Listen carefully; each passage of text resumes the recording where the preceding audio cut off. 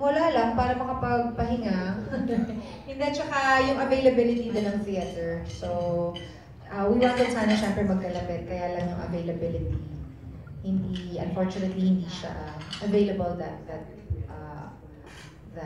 week. The following week, no, hindi available yung the theater. Kaya may isang week na nakapakante pa. Pero okay na rin, para at least I can, kasi magkasunod na gabi, so I can rest a little bit para go na ulit sa next weekend. After ng sunod-sunod na MOA nyo, Arena, nag-decide kayo na lumipat ng venue. Mas gusto mo yung intimate this time? Kasi, actually, before, I used to do this talaga. I would do one major concert in a major or in a big venue, something like MOA or Araneta, and then I usually do a series. And nawala yung series kasi nga medyo matrabaho siya.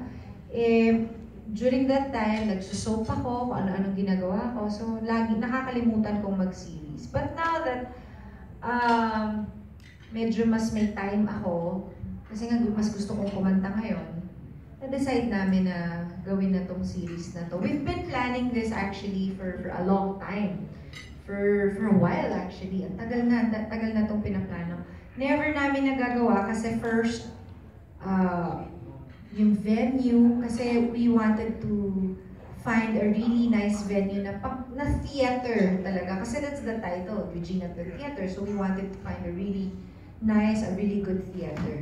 Also, my schedule, kasi nung time na nakakahanap kami ng theater, ako naman yung hindi, parang I'm having a hard time singing pa, so parang pinapaliban na muna.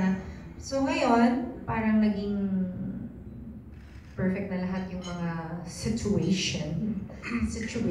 So, kaya tinuloy na namin, finally.